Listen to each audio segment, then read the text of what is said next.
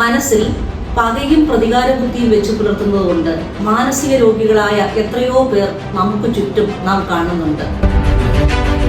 നമ്മുടെ ശരീരത്തിൽ ഒരു പരു വന്നാൽ അതിനെ കീറി മുറിച്ച് മരുന്ന് വെക്കേണ്ടത് നമ്മുടെ ആവശ്യമാണ്.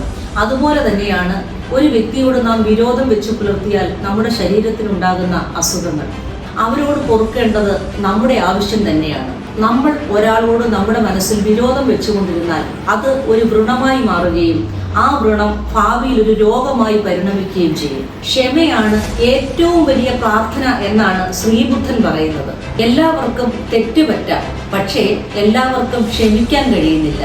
ഉന്നതമായ മനസ്സുള്ളവർക്ക് മാത്രമേ ക്ഷമയുടെ സന്തോഷം എന്തെന്ന് പറയുവാൻ കഴിയുകയുള്ളൂ.